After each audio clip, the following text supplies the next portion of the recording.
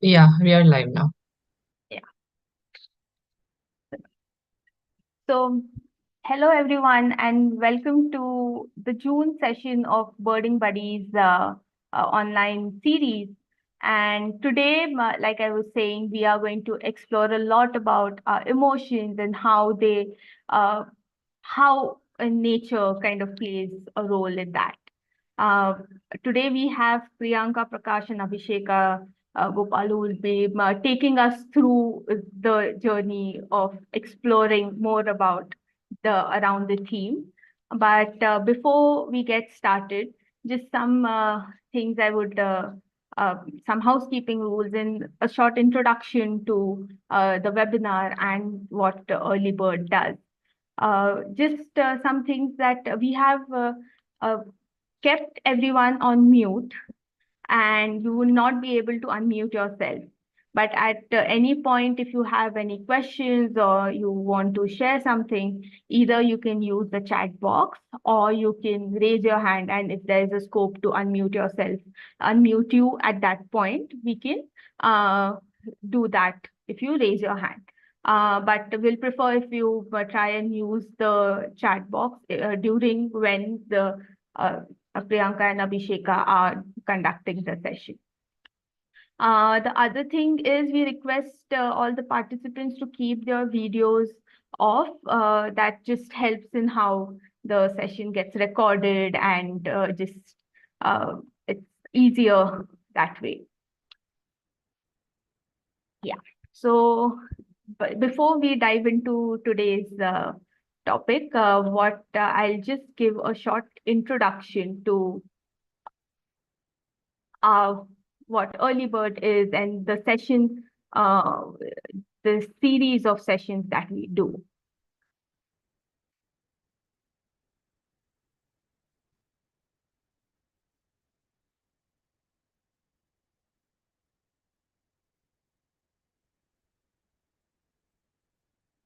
So at Early Bird, our mission is to get people and everyone, especially children, connected to nature. And we use birds as a window to nature. And how we do it is we do it through making content in sense of innovative different ways of activities and art and games. We try to use that as a medium to get children or people connected to nature. The other way we do it is train educators, train people who can further take this to a lot more people. So we have this webinar was started as a way to engage with the network of educators that we have built through the training workshops that we have been doing. While in outreach, we do workshops and bird walks for children. And that's a way of directly working with our target audience. So that's where outreach comes into picture. And when we talk about the webinar series, this is like I was saying, it was started to get educators, give them a platform to share their experiences, learn something from the different topics that we bring on board. And if you have missed any of the previous sessions, you can check that out on our YouTube channel. And all our previous sessions have been recorded. So for the last few years, last year and the year before, we were trying to do panel discussions, get experts to share their experiences, challenges from the field of nature education. And now what we are trying to do is bring in some more skill sets and some things that you can take back on some bit of more hands-on activities and sessions. So this is our second attempt on doing that, and let's hope you all enjoy it. And today we have Priyanka Prakash, who works with Nature Classrooms, a team in a Nature Conservation Foundation, and she'll tell us a bit more about it. And as well, Abhisheka, who is one of my colleagues from Early Bird. And we also have Varsha who's helping out with the Zoom live again. So at any point, if you have any questions, if you want to share something, you feel free to do so. This is a place where we really want you to interact and come forward and share your ideas or your questions. So use a chat box, or at any point you want to really share it and speak, you can raise your hand, and when the time's right, we can unmute you and you can go ahead. So over to you, Priyanka. Thank you so much, Amrita. Thank you so much, everyone, for coming on a Saturday morning. Very excited to be here. A bit about myself. I'm Priyanka. I work with the Nature Classrooms team, where we work with teachers and educators in tangent with the EVS curriculum to support them in their nature education interventions and initiatives. And something that we have been exploring and also trying to collaborate with projects like Early Bird is to understand the larger social emotional integration within the kind of EVS work that's being done in schools and by teachers and educators. And so it's just a very nascent attempt that we have started doing. And we would like to share some of it with you today through, again, one of the mediums being art, which Abhisheka will take us through, but also to introduce you to some of the concepts of SEL that we have tried to explore and understand. And we would love to hear from you through the course of this session and maybe after as well, if you all have any takeaways and elements that you would like to add to this conversation. So what we would like to begin with is, since this is an interactive session, a quick poll to understand what you all probably already know about social emotional learning, right? And so maybe Amrita can take us through it. And once we go through that poll, we can dive a bit into the concepts of SEL and how we see it integrate with nature learning. Amrita, if you can help us. Yeah. So basically, when we say we'll do a poll, you'll have a question pop up on your screen, and it's a multiple choice on question, and you have to make a choice. So there goes the first question.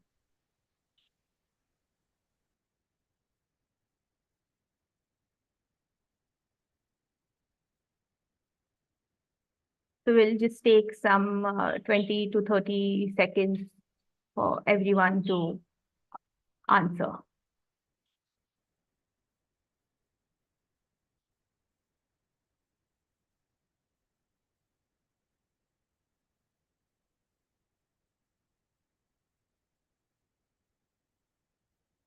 And we are collecting this answers as anonymous. So if you have that hesitation, feel free to participate as well. So your answers are anonymous.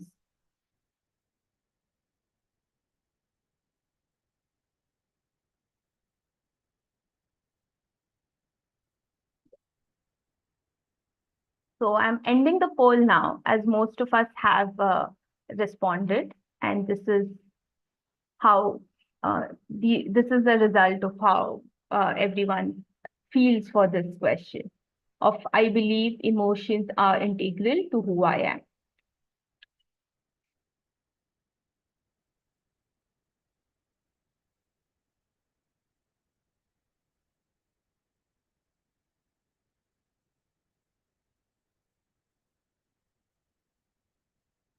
Then there are a few more questions that we have for you.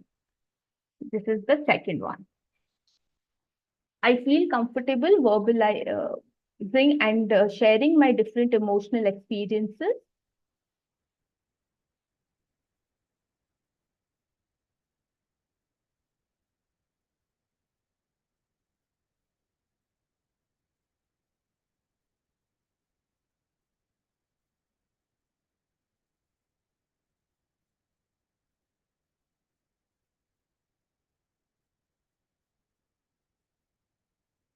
Just another second or two, and I'll end the poll,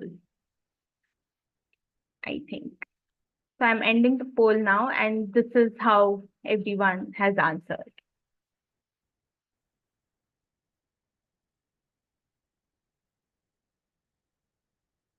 And the last question for now. My emotions guide my social interaction, decisions, and action.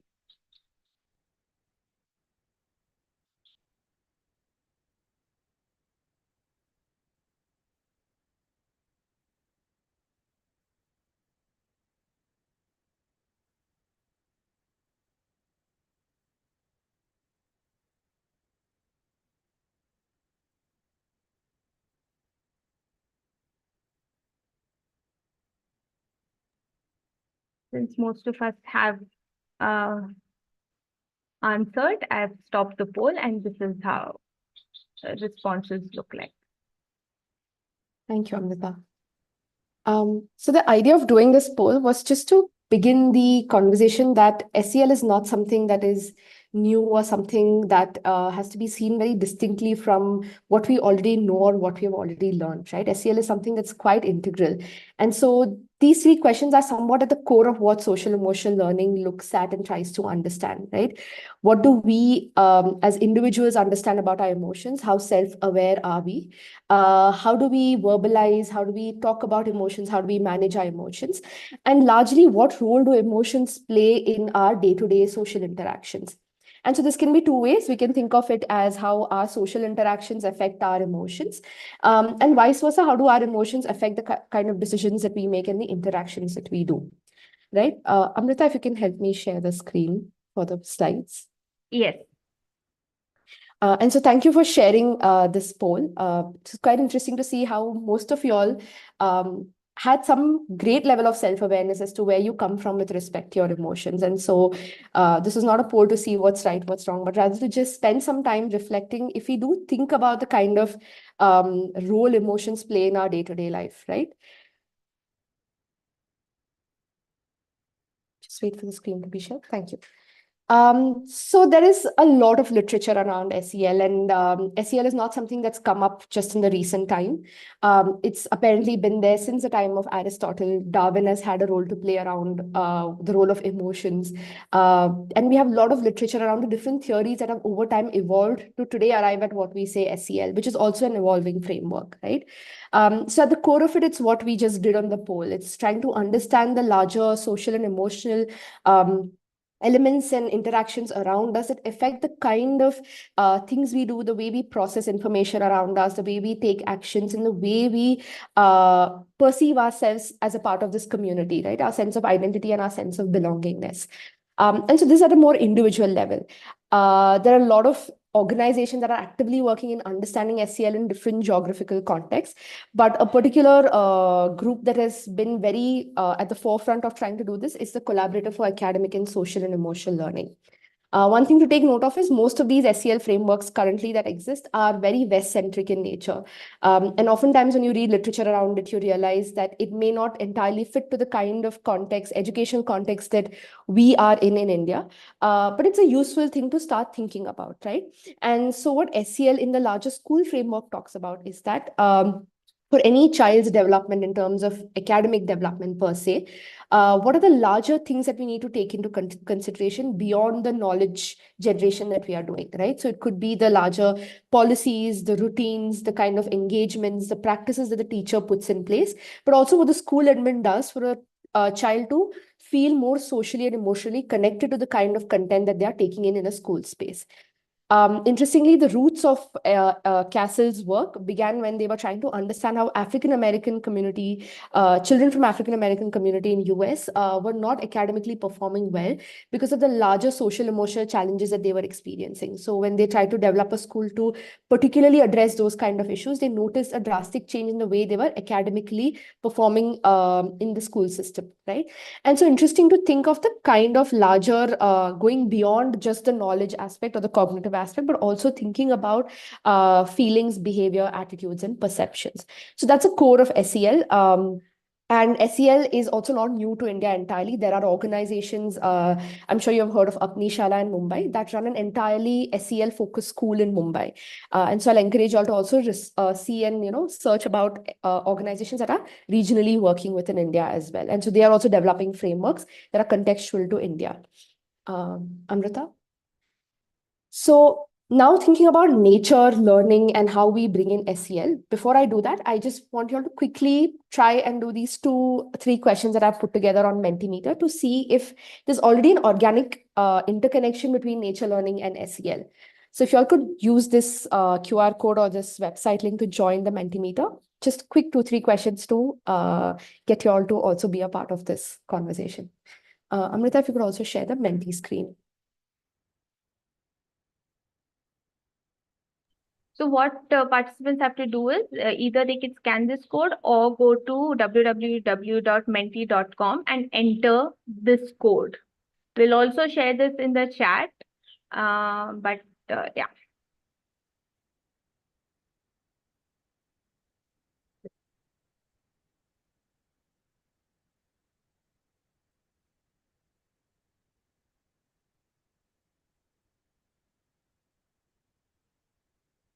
And let me know if you can see my screen.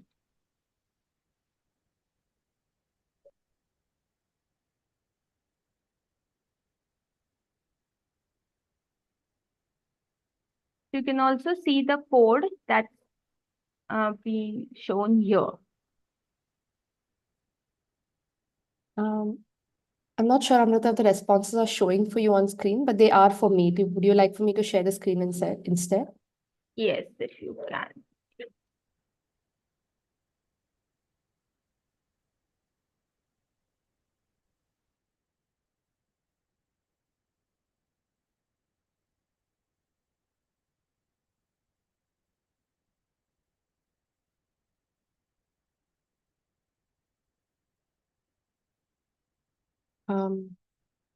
It's not sharing.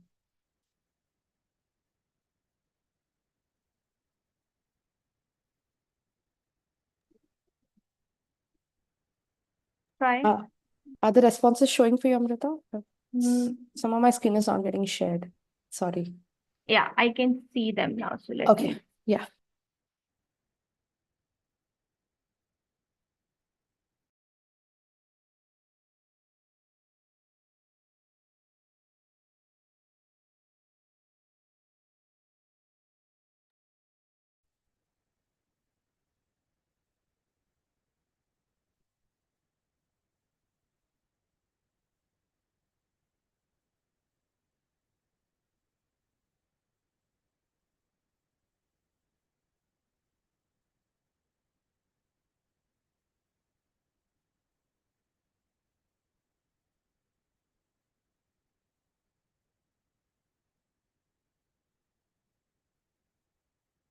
Yeah, maybe a few seconds more and we could move to the next question.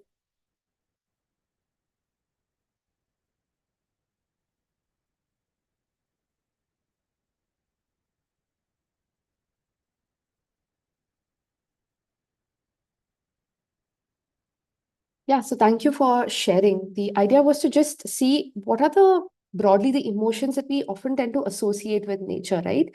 When we learn about EVS in school, we learn it in a very factual, ecological sense, but nature goes far beyond our understanding often. And there's a lot that we individually try to associate with nature, the time we spend, the way we relate to it, our memories, our connections, which often doesn't get talked about in educational spaces. So thank you for sharing this. Maybe we can move to the next question. What influences my perceptions and behavior towards nature, right? So trying to think about how we understand and we connect with nature goes far beyond just academic knowledge and the kind of information we learn about nature, right? It's far more, can be personal, can be social.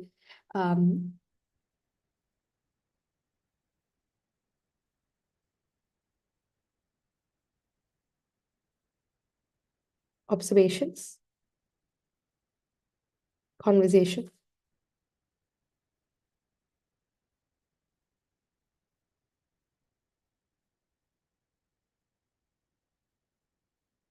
Responsibility, people,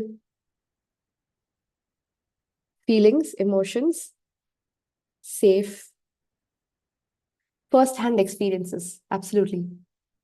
A lot of things also comes from our childhood experiences, the way we have spent time growing up, the kind of nature access we have around us. Access, yeah. Somatic, metaphorical.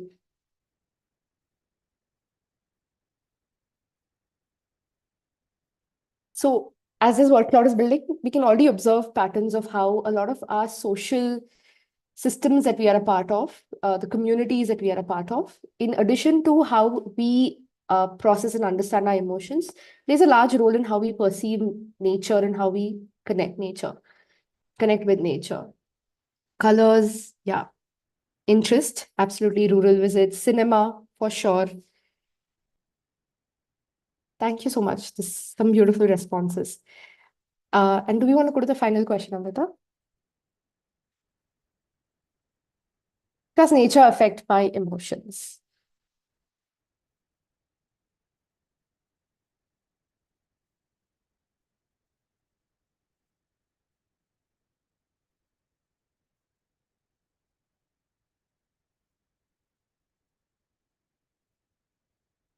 Yeah.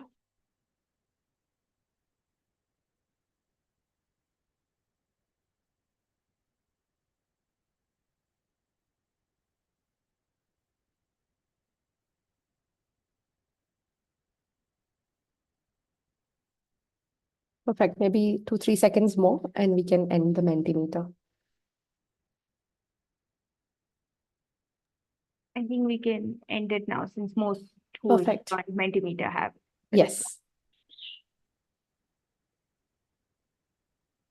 And you can go back to the slides, Amrita. Thank you so much for engaging with that Mentimeter. And the idea was also, the core of SEL is also about sharing our experiences with one another, right? Understanding that we are not alone or individual in this whole process of how we understand, we build our perceptions and build our knowledge and feelings towards the community. A lot of times, knowing that people feel similar things, knowing that people are somewhat in a similar page in terms of the experience they have had, can often build that sense of community and belongingness. And at Nature Classroom, what we've been trying to do is understand this crux of nature learning, right? When we talk to teachers and educators, they are often interested about the ecological aspects of nature. They're interested in the scientific aspects of it. But when we talk to them about how did they learn about nature, where did their understanding of nature come from? What do they think has changed over time, right? Our EVS chapters and textbooks are also not evolving at the same speed in which nature is changing today, right? And so are we allowing room for children and even teachers and educators to process the kind of changing environment that's there around us? And so that's at the base of what our framework that we've been working on is trying to look at, right? How do we think about our relationship with nature? What are the existing perceptions that are already there within people? Nature often is talked about in a very beautiful, serene, pristine way, but people also have unpleasant associations with nature. There is fear towards a lot of things in nature, right? And so where do those elements stem from? Are we allowing for spaces in our school to talk about those aspects of nature? A lot of our social interactions are through nature, right? When we meet in parks, we engage in cultural and a lot of social activities. Even our sense of identity and our sense of belongingness comes from, say, the kind of nature we have grown up in. Some trees that we may associate, the kind of food we eat, the kind of language we speak, the words we associate. And today, in the time where climate change is becoming all the more real and relevant, also thinking about the emotional and mental well-being of people in the changing climate scenarios, right? We have terms like eco-anxiety, eco-grief, shifting baseline, nature deficiency. These terms are becoming so popular and being used commonly nowadays. But at the crux of it, it's understanding that change is something that takes time for us to socially and emotionally cope with. And so when we talk about climate change in a scientific sense, we also need to think about the larger social, emotional, and the interdisciplinary aspects that come into thinking about climate change. And so that's at the crux of what we've been trying to look at in terms of nature and social emotional learning. And happy to share a more deeper and detailed framework in a follow-up or post this session as well. Yeah, we could move to the next slide. And so, barring the framework and theory that exists, so what does SEL in practice really look like, right? And so SEL doesn't have to be something that has to be set time aside for separately. The idea is not to have a separate session that's focused purely on SEL. Rather, the idea is that within the larger interventions that we are already doing, the education programs that you're working on, it could be something as simple as a bird walk as well, right? Or a nature walk, or just like spending 5 minutes in nature with kids outside. How are we integrating SEL related elements into those existing interventions that we already do? So it could be through creating safe spaces for kids to talk about, sharing circles. You're asking children or adults or even teachers who you're engaging, the target group that you're engaging with, to talk about the emotional, social challenges that they may have with respect to nature, allowing conversations for perceptions, beliefs, attitudes about nature. Thinking about the kind of structures and policies you're putting in place. Are we allowing room for things like mindfulness? Are we allowing room for things like developing empathy and compassion through conversations with each other? What are the kind of ratio of student to teacher speech that is there? Also thinking about student agency, language and gestures. A lot of cultures have different language and gestures. Are we incorporating the different cultural aspects and backgrounds of kids and where they come from and how they perceive things around them? And of course, thinking of different multimedia tools, one of which we'll explore today with 𝗕𝗿𝗃𝗃, which is art, which is a core part of a great way to, in fact, think about SEL and self-exploration, and really understanding where we come from in terms of our identity and who we are, right? And then also thinking about the sense of community, thinking about basic check-ins, and not just thinking of it. Often teachers and educators think of it only through the lens of like, we want to do this for our children, but our teachers and educators also able to create spaces for themselves to reflect, to share, to think about where they're coming from. Even in terms of assessment, are we also inculcating values and emotions as a part of where kids are picking up and understanding what's around them, and not just the knowledge aspect of it? So this is at the core of SEL in practice. There are two links that we'll be sharing post this session, one of which has a series of practices for adult well-being, children well-being, SEL for adult and children, which you can very easily incorporate within existing nature learning and nature education interventions that you do within your spaces, and also contextualize it to where you're coming from and which part of the region you're from. So I will pause here. It's a lot of information and theory, and I'll hand it over to 𝗕𝗿𝗃𝗃 to get us to start thinking about how we can start inculcating SEL in practice for ourselves, and also how we can translate it through action and through reflection, and mainly art. So 𝗕𝗿𝗃𝗃, over to you.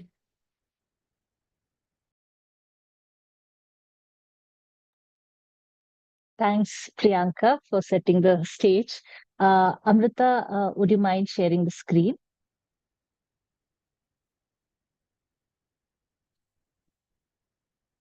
Yeah. Good morning, everybody. So we'll now move to the art bit of the session. Why art? Because it's mostly known that art is a tool for using art as a tool kind of stimulates children to think, feel, and become more sensitive, because we are using a lot of our senses while doing art. And in Early Bird, we've been experimenting a lot using art to connect to nature, which sometimes we see that art as a tool works much, much better than the conventional methods of teaching, like say using just a PowerPoint presentation or giving a talk. And while doing art, it also helps us, be much more focused, and which also, in a way, helps us connect much better. And so what we'll do today, so there are different art forms that can be used for both learning about nature and also understanding our own emotions. But because of the limitations of online session, today we are going to limit it to just drawing, because otherwise you can, explore SEL through many other art forms like say collage or clay modeling or even performing arts. But we'll stick to drawing today. And what I'll do is, I'm sure that not everybody is comfortable drawing, so I'll just start with some basics of trying to trying to help you get over this fear of drawing, since I assume that at least some of you might be uncomfortable drawing.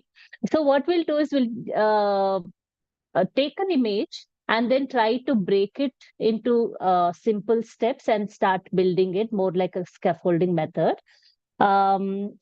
I will just take about a minute for you to get your paper, pen, pencil ready before I start giving you instructions as to how to go about drawing. I do hope you've all got your either book a book or a paper with you, as well as a pen or a pencil. So the most simplest way of drawing any object, it could be a natural object or even a human being or any human-made object, a still life. It's to kind of break it down into simple geometric shapes. So what you need to do is see whatever object you see. You can just take a look at whatever object is in front of you. Try to visualize, try to see some kind of a geometric shape in that. It could be a square or a rectangle or a circle or a cylinder. And so that way, once you break down any image into simple shapes, then it's easy to build accurate proportions when you're drawing. So I hope you're all ready with your art materials, and we can begin now. Can some of you can you give me a thumbs up if you're all ready with the materials? Okay, fine. I see that there are many responses. Okay, let's Amrita, can you move to the next slide? Yeah. Okay, now let's take a look at this flower. This is a Singapore cherry tree flower. Now, sometimes it can look complicated, like, where do you begin drawing from? And few of us might start drawing the petals or start from the center. But the most easiest thing to do is, now when you see this flower, you can think of a basic shape. So it's a circle. So you can start drawing. Now you can, so try drawing a circle first. And then there are 5 petals here. So you can mark the petals. You can draw lines. As well as there's another, so for the center, you can draw a smaller circle. So you're basically building it up with shapes and lines here. So you can do that with your pencil, draw it very lightly because you're building, it's more like a skeleton, what you're doing right now. And then you can start filling the details. And then once you mark the petals, you can draw around, again, draw the shape around the petal, more like a oval shape. So you're still building the basic shapes. And then you can use your pen and start drawing over it. You can bring the details now. So you see, so you can start drawing the outline of the flower, of the petals.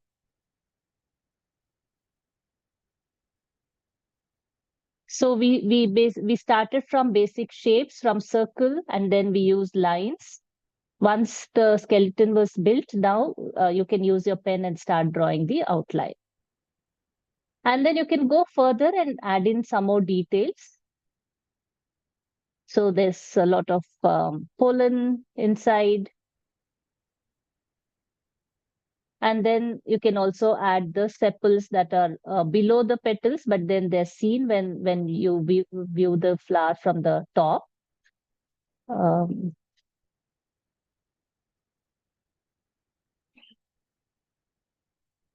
And if needed, you can go further and add some more details to kind of highlight some of the, because this flower is, it has white petals and the petals are in the front, whereas the sepals are below, and also there's shadow, so there's some bit of shading there.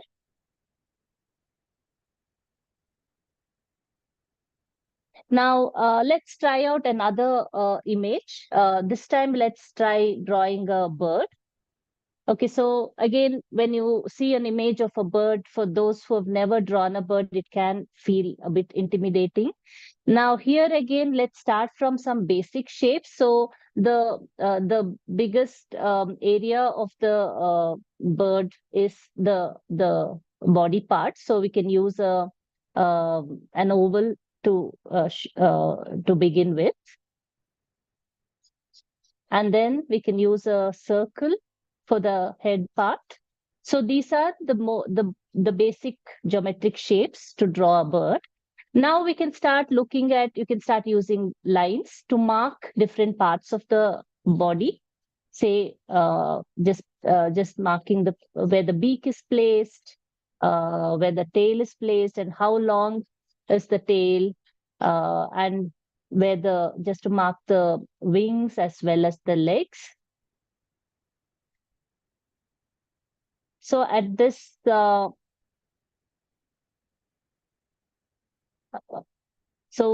once you've done with shapes and lines, then you can start joining the head with the body and the body with the tail.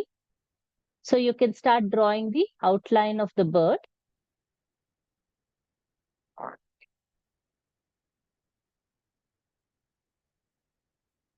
And then we can start adding the details. Like you can fill in the beak section and add the eye.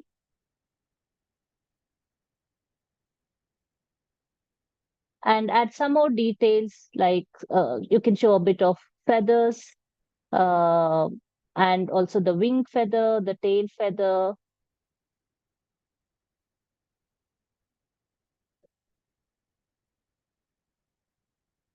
And then there are also some very unique features to this bird. So because the lapwings have these what we call as wattles, this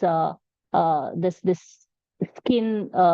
This was a red wattle lapwing. So there's this red colored skin around the eye near the beak.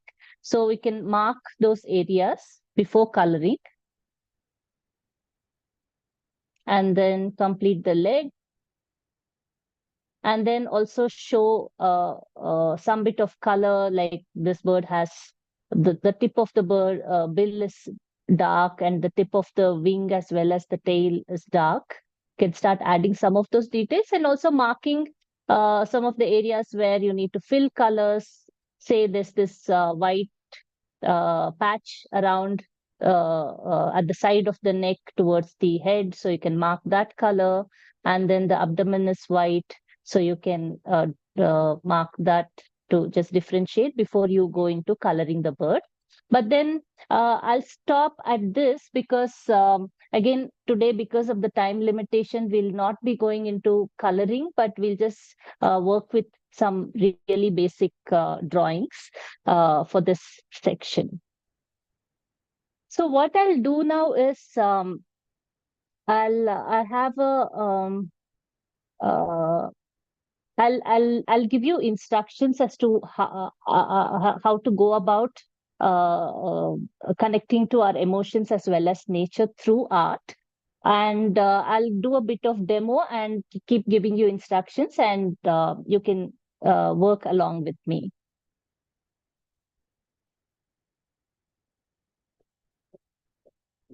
Okay, so Amrita has highlighted this sheet. So you can take a fresh sheet, and to begin with, I want you to draw a simple self-portrait of yourself, a tiny self-portrait in the middle of the sheet. Now, you don't need to go into too much detail. All that you can do is try drawing a small oval with your pencil. Again, for every drawing that you're going to make now, use the same technique, use basic shapes and try to build on it. So if you want to draw a face, just draw a simple oval. That's your basic shape. And then you can use your pen and then, add in some bit of other details like the eye. You don't have to go into too many details, but just to show. And any features that represents you, say the way your hair, you tie your hair, or any other feature. Or the shape of the face.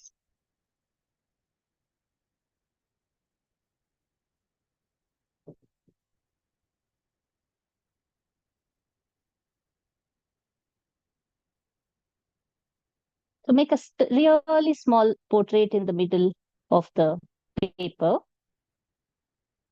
Now, what I want you to do is, as you're making this portrait, think of your day to day from the time you've woken up until now.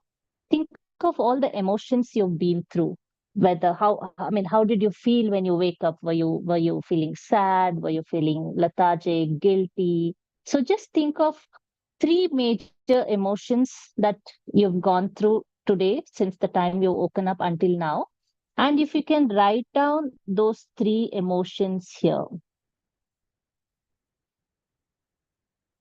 So you can choose where you want to write down, but write it somewhere close to the self-portrait. Any 3 emotions that you've felt today.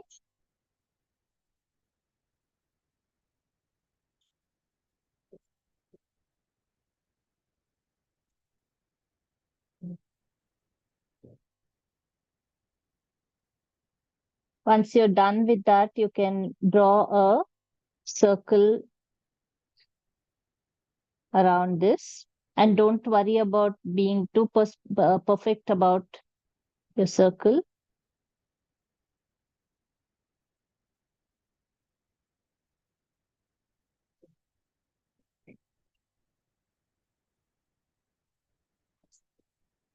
I hope you're done till here.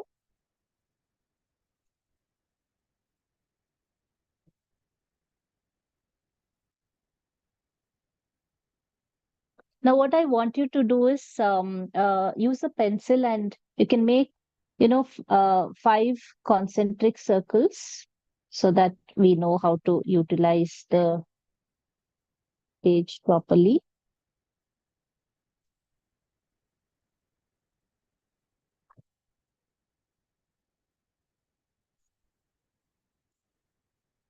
So that by the time we finish the activity, we don't run out of space. Just make 5 concentric circles. Keep it light. We can add the details later.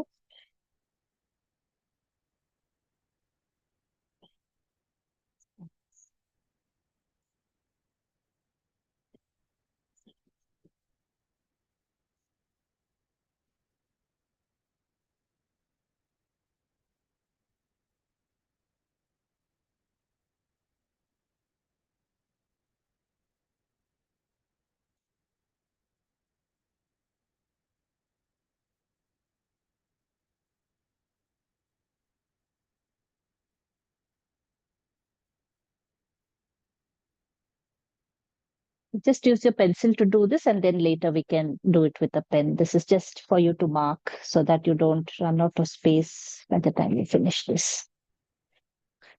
Okay, I hope you're done with your self-reflection, which is at the center. Now, what I want you to do is, since we had asked you to get a natural object for this session, I hope you have some object from nature. It could be a plant or a leaf or seed, feather, whatever that could be.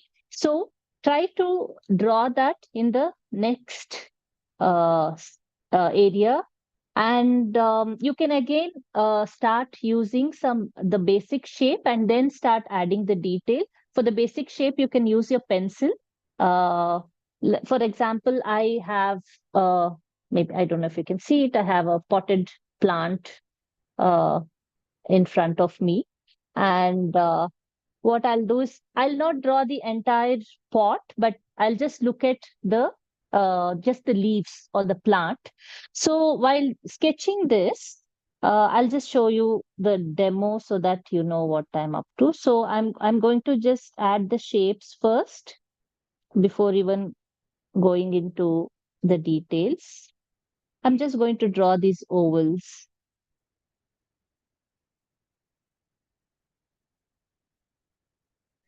And then I'll start working on the detail.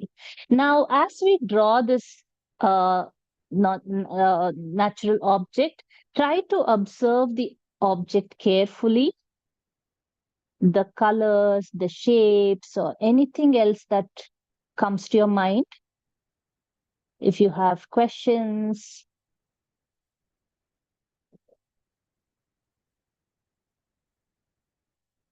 just observe this object carefully as you sketch this. Again, given our time limitation, don't go into too many details. Just if you can draw the outline and bring in some bit of the details inside, that will do, since we have to cover a lot more.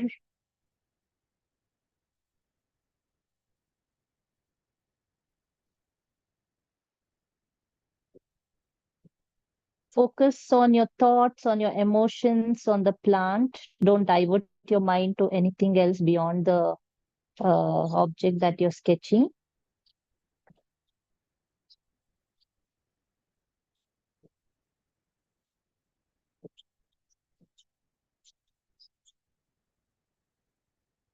So once you're done sketching this object,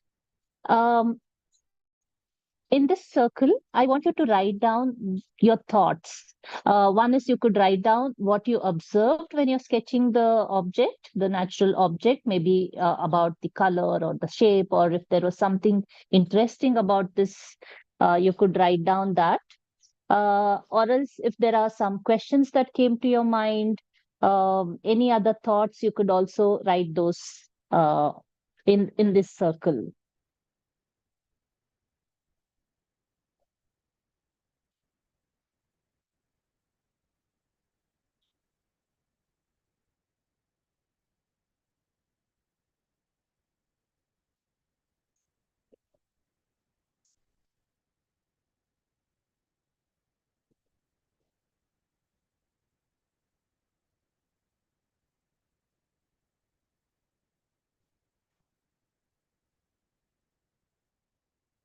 So just use the second circle to note down your thoughts about this natural object that you have drawn. And then you can draw the circle with your pen. Or if you have colors, if you want to use that, that's perfectly all right. Or you could do that later also after the session if you want to add in some colors to this activity.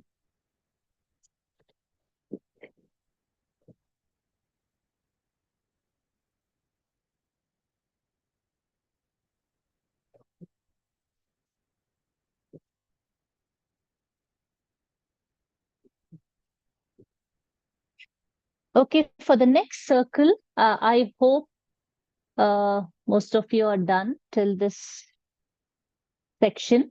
Now for the next circle, what I want you to do is take a minute, go around the house and look for another natural object that you have collected from somewhere. Not an object that is right in front of you, but you can just walk around the room and please don't take too much time because I'll start giving instructions. Let's just take a minute and come back with another object quickly.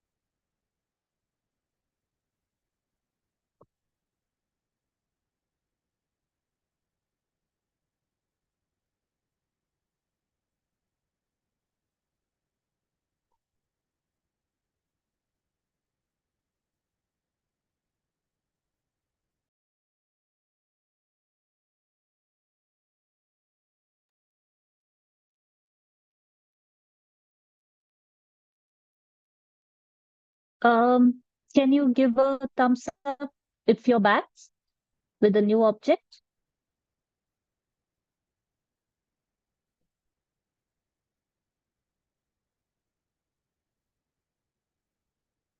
I see only 5 thumbs up. Okay.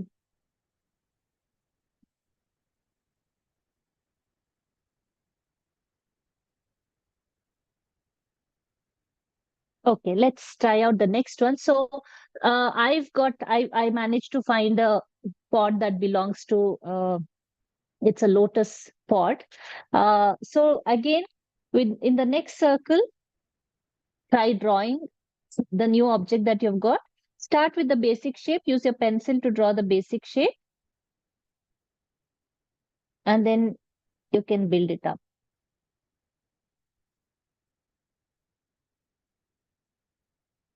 So there are a lot of circles in my object. I'm going to just use these circles as my basic shape and then start adding the detail. Now, as you're drawing this, try to recollect where you found this object, or how did you collect it? Why did you collect it? If there are any memories associated with this object, any kind of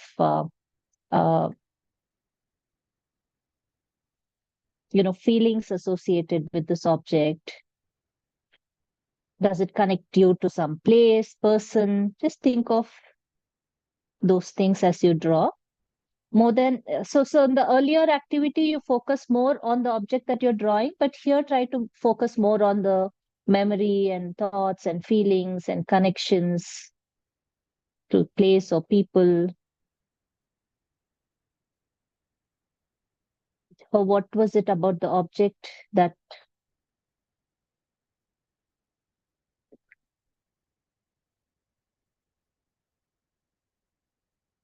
and once you're done drawing, just in this circle, note down all those thoughts, your memories of the object. Why did you bring this home? And why are you holding on to it? What kind of emotions are associated with this natural object? Is it the place?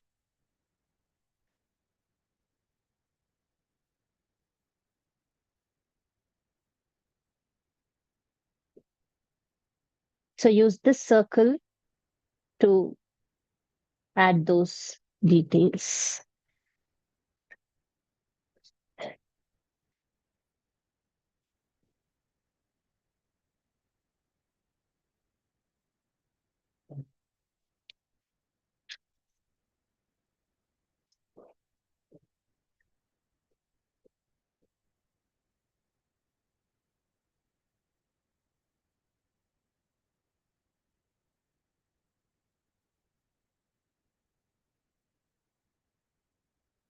Now, if you're done until here, the next step is I want you to, you can take your phone and I want you to go walk up to your window or your balcony and take a photo of what you see from your window. I mean, if there's something in nature that you can see from the window or your balcony, just take a picture of that.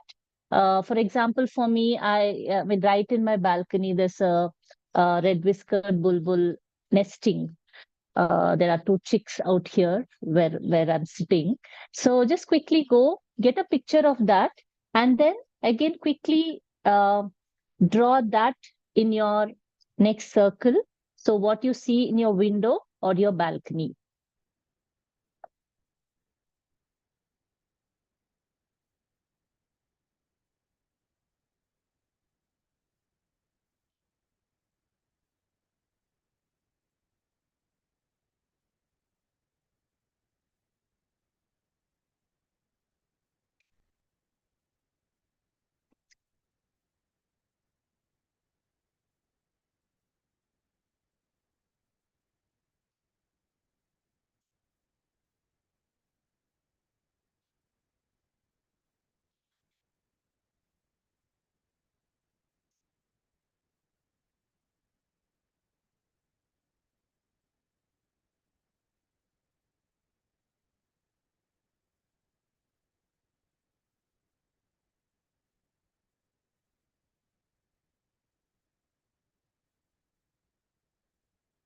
I hope you're back. And you have a picture of what you see from your window or balcony. So as I mentioned, I have a bulbul nesting in my balcony. So I'm going to add that in my picture. I started off with basic shapes of an oval for the body and circle for the head, and then I'm adding in more details. So try to quickly sketch whatever you see from your window or balcony. One natural object. So if you manage to see, if you get to see birds, you can draw a bird. If you get to see trees, you can add that. Or some insects. I also have potter wasps in my balcony, but I chose to draw the bulbul because of time constraint. I can only draw one. So quickly sketch that. And as you're sketching, think about every day when you look out of the window, when you look at this, when you look out of the window or your balcony, when you look at any of these things from nature, how does it make you feel? Or do you even look out at nature at all? So just go through those thoughts and what kind of feelings do you go through when you're watching a tree or a bird or an insect from your window.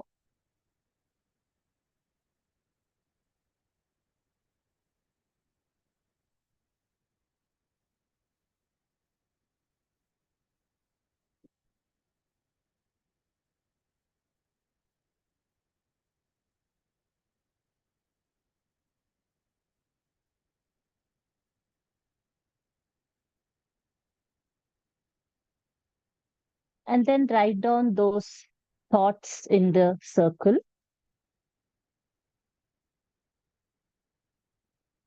What are the kind of emotions that you go through when you watch nature from your window or your balcony? And do you watch nature regularly from your window?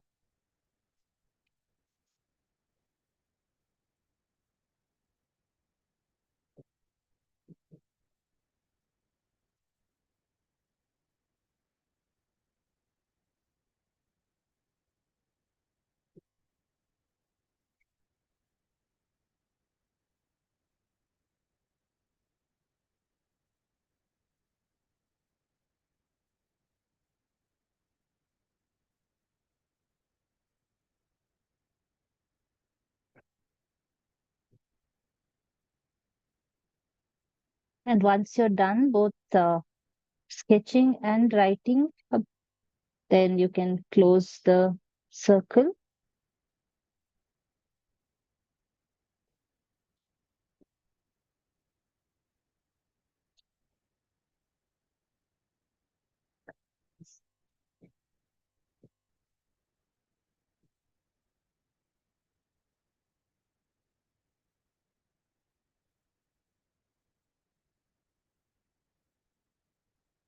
If you feel, as you're doing this activity, if you think or realize that you've not been looking out at nature at all from the house, you could also write those things as to how you feel about it, or why haven't you focused on nature at all. So whatever thoughts that come into your mind, you can make notes of that.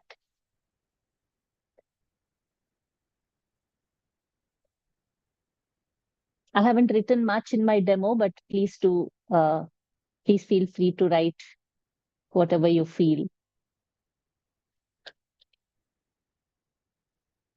Now, in the next circle, we'll focus a little further.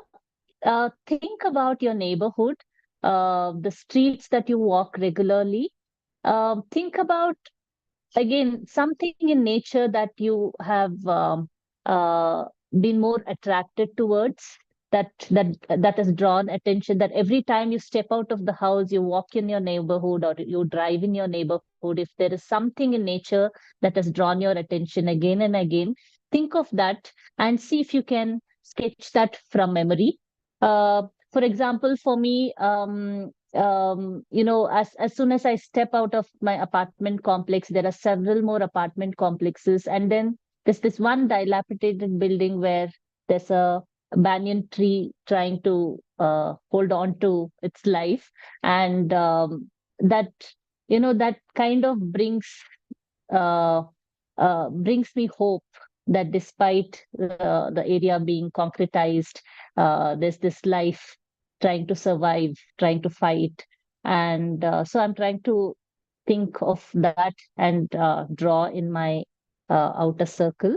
So think of something that really draws your attention, and the kind of feelings that you go through when you go past it, or when you're thinking about this particular place or a living thing.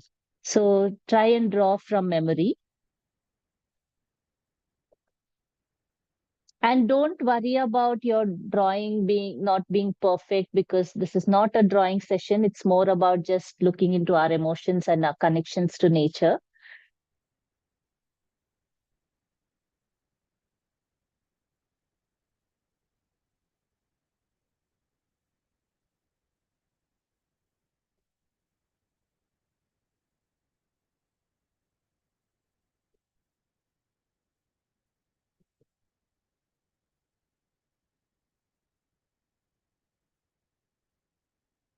So if it's a spot, you can also try and depict that. If it is just if it's an animal or a tree, try to draw that.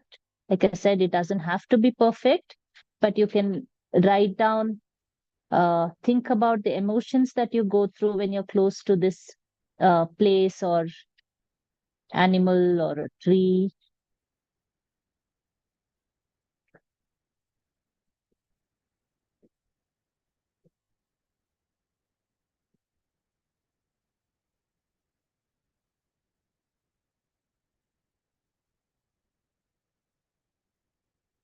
And how you connect to your own personal life.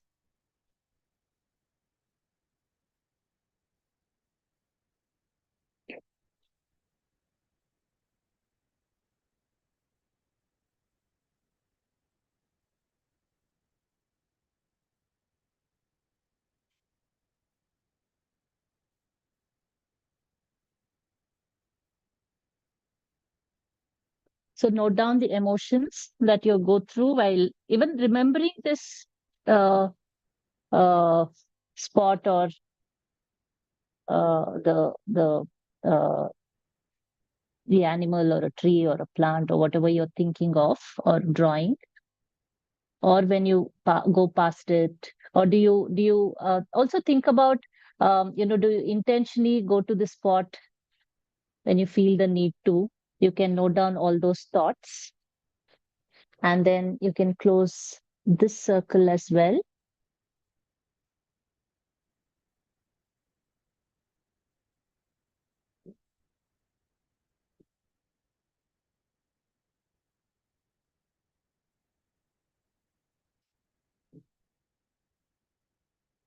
And lastly, think about the city that you live in, and what are some of the things in the city where you live in that you connect to the most. Try and visualize these spaces that again draws your attention and that you want to spend time, or something, or if you're someone who has to travel to work regularly, when you're taking this route day in and day out, there's some spots that make you feel, bring in a lot of emotions. And what are these emotions? So try and sketch that in the outer part of the circle.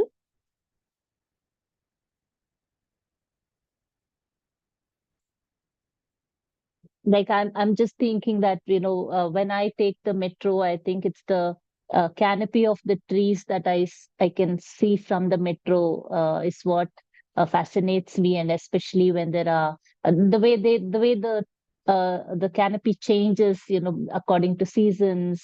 The flowering season, summer is different, and when there are species like, say, people or pongamia, where when they put out fresh leaves, the colors.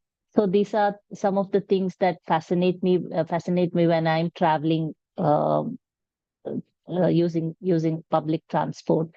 Uh, but there are many other things in the city that I connect to the most. And so if you can just uh, visualize these spaces, and if you can draw from memory, this you can do in the outermost circle, and then write about why you like the space.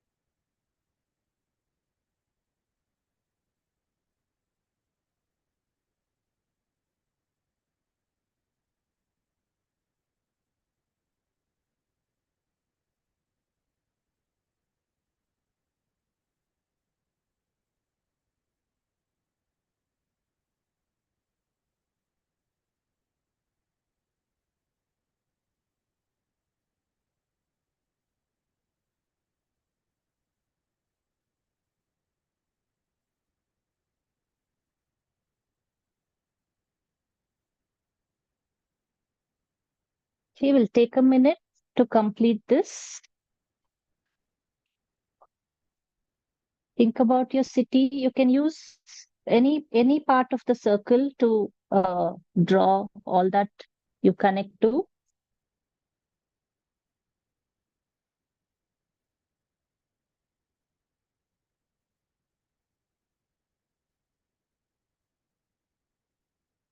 And make notes.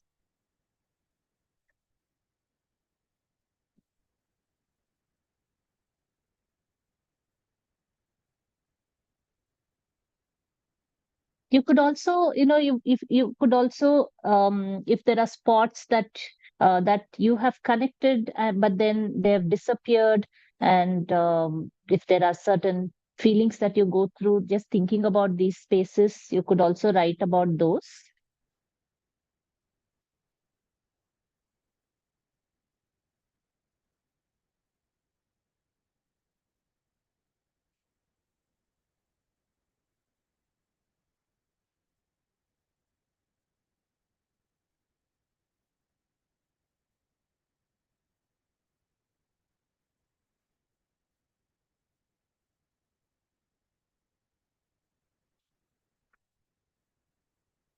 Lastly, I would like you to come back to yourself once you're done with this, with all the sketching and writing. You can put aside your art materials. You can, if there's a lot of distractions around you, try to close your eyes for a minute and bring the thoughts back to yourself, and think about uh, how you're feeling at present, especially after this activity.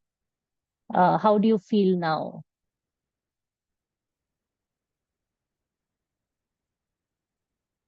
So stop doing all that, all your sketching and drawing, and spend a few seconds just thinking about your own emotions right now.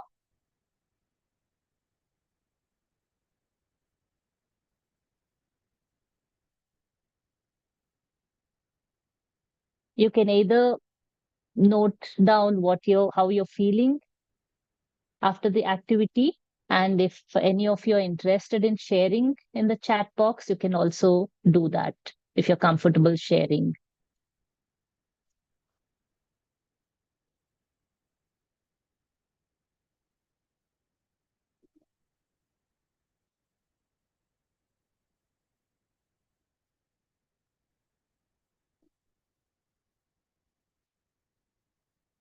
Okay, I'll end this here. Thank you so much. Over to you, Amrita.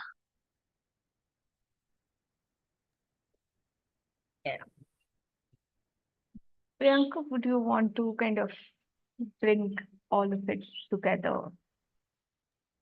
Yeah, of course. Thank you, Abhisheka, for that beautiful activity and practice. And I think this is something that I can regularly do, moments when things feel overwhelming, things feel like there's a lot to process.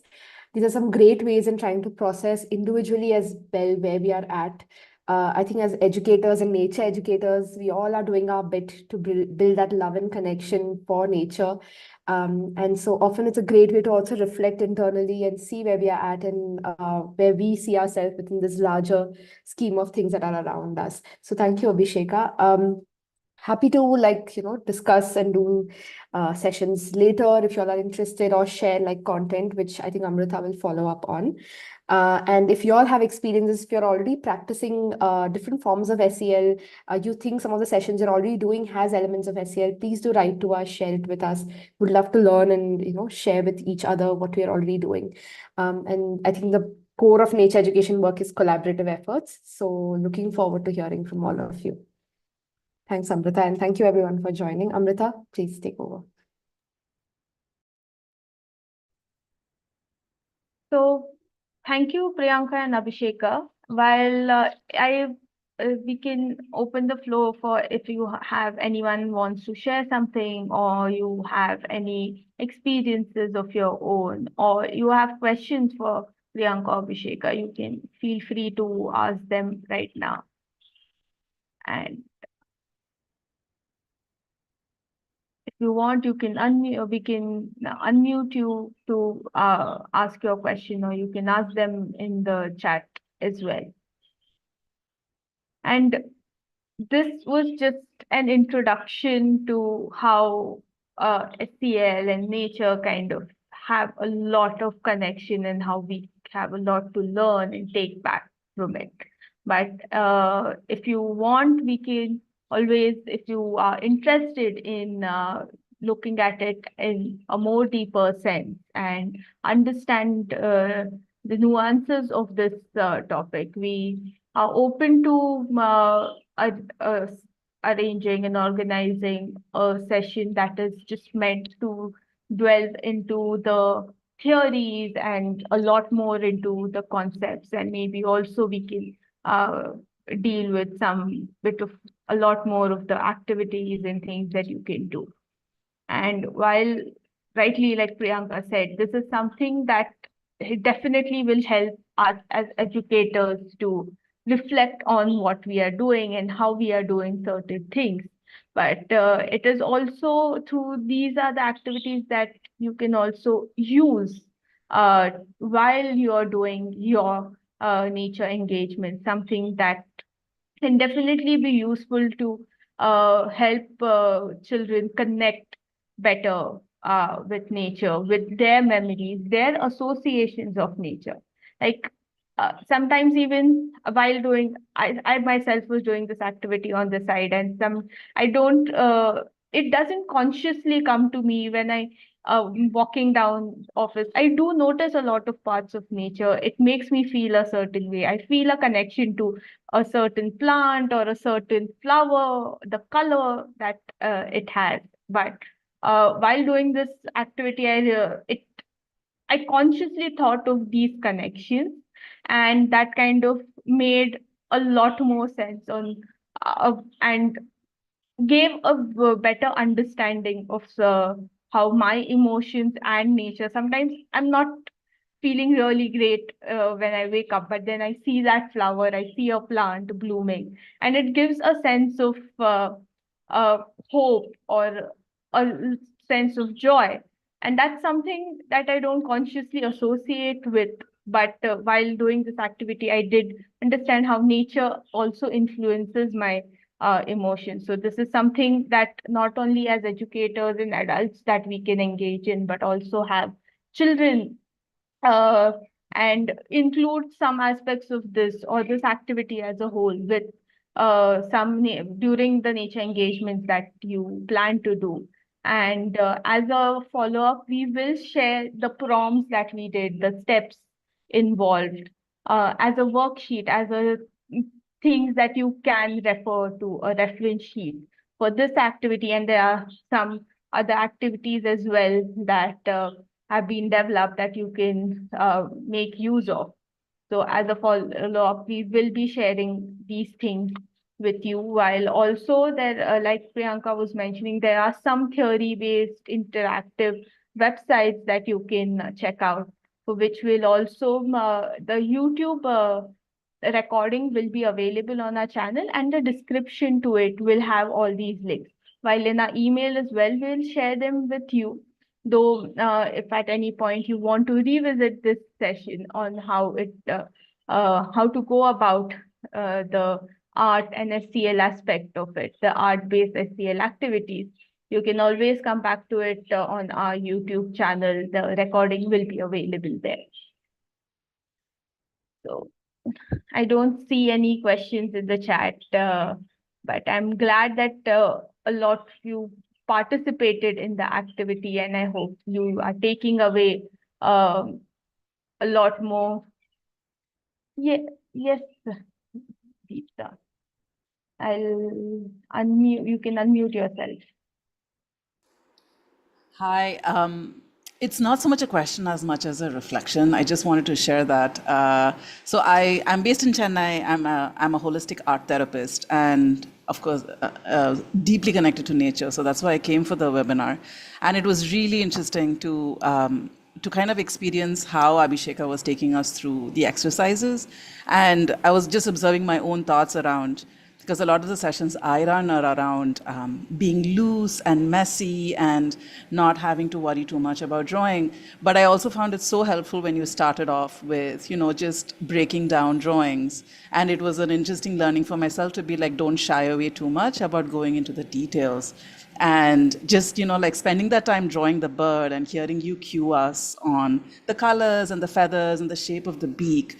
And I was just thinking about, like this could be a deeper exercise. This is how a bird watching, a connection to nature, while also balancing out this anxiety. I feel like adults have so much anxiety around drawing and drawing well and not having enough time and making a mess. So it was such an interesting experience for myself to go through all of that anxiety as well. I'm like, oh my God, it's going too fast. Oh my God, I don't have enough. My circle is an oval. But thank you so much. And it's always nice to kind of experience how another person facilitates such a session. And I'm really looking forward to all the resources that Early Bird is now going to provide. I just came from like a nature retreat for a week, and I've been talking to a lot of people who are deeply connected to nature there. We had an ecological film festival, so there was just so much content coming at us. And a part of me felt helpless because I was like, I have so many emotions coming out. And I could see people deeply moved, but didn't have a space, right? So as this webinar was starting as well, I kept thinking like, yeah, I want festivals to have these spaces where people can come and now decompress, right? Put down your emotions, let's talk about what's coming up. And I can imagine how it can help both, the adults and the kids and out of school and all of that. Like even just taking a nature walk with my parents and coming back and asking them, what did you notice or what did you not? And see if they can, just so many ideas came up. Thank you so much. Thank you, Rita, for sharing your experiences out of this session, and it was lovely to hear that. There's a question, or like, Sai Deepak, would you want to unmute yourself and ask? Or should I'll read it out from the chat. So he's asking, to be like you people, what we should do in terms to become naturalist in birders. So it's a little, I think, out of scope for this webinar, but Abhi, do you want to just quickly answer that? Just start observing. That's how we all started off as before we got into this profession.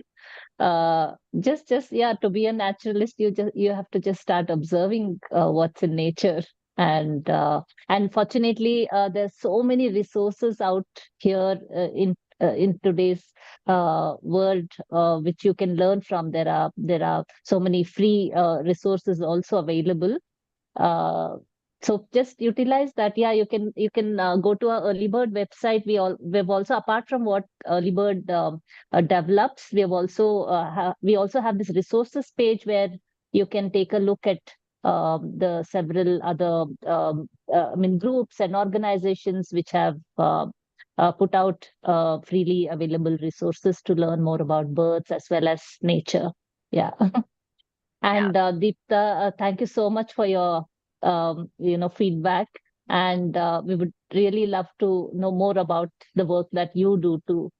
And I just wanted to add one more thing to the activity. So I must confess that I've kind of rushed through this because of the time limitation. But when you do it on your own, please do it at a slow pace and connect to the objects or whatever you're drawing.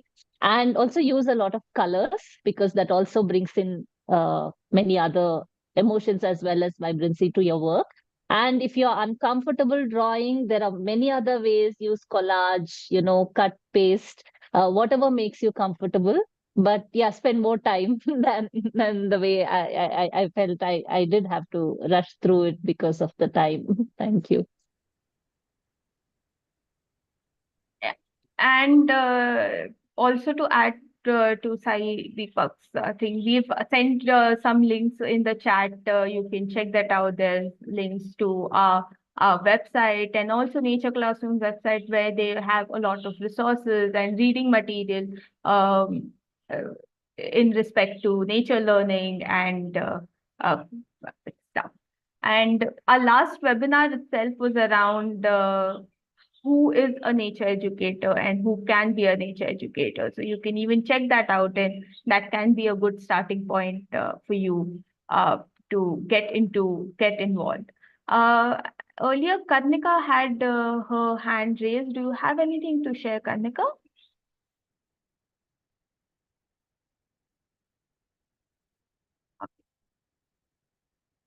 And there are some people who have mentioned that they are looking forward to reading materials and stuff. We will definitely share some that we think are really nice and would be useful for you to go through. While Priyanka, if you are comfortable, you can share your contact in the chat, and people who wish to know more about this can connect with you.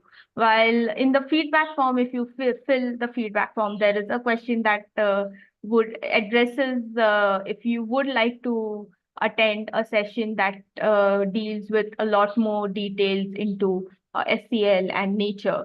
So you can tick yes there if that's what you want, and we can see how we can make that happen.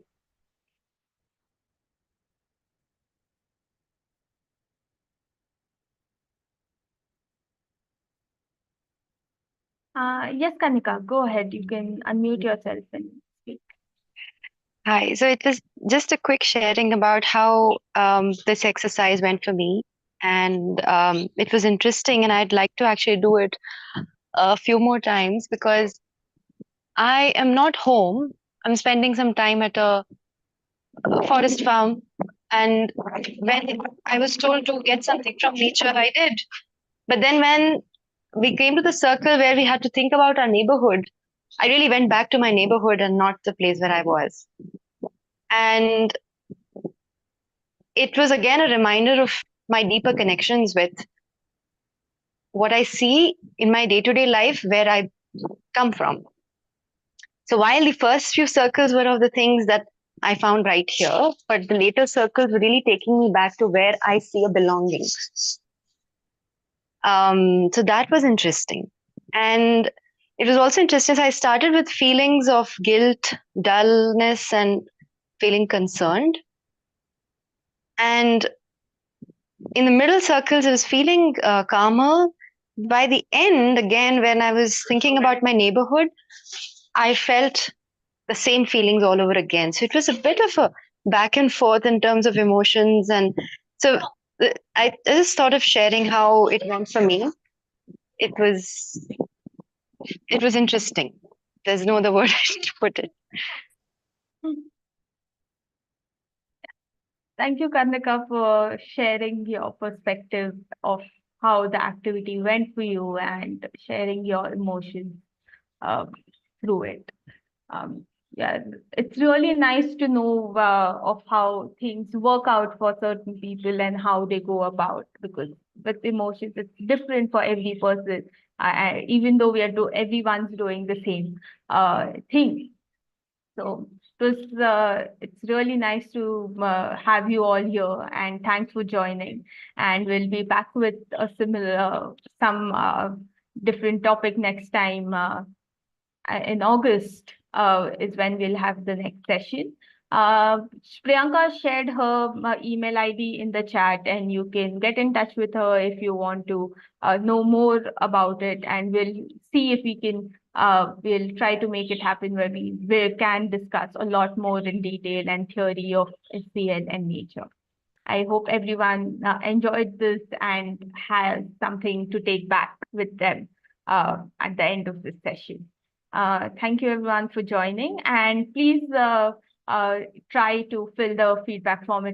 It's a nice way to get to know how everyone did like the session and what they look forward to in the future. And if any of you are comfortable sharing your art, please do. Yes. We'll also send another activity for you all to trial out in your own time. So do share that as well. It is also another thing you can trial out with children and for yourself. So yes, please do share your pictures of the art that you have done. Yes, if you feel comfortable, please do, and it would be nice to see what everyone's connection with nature and their neighborhood.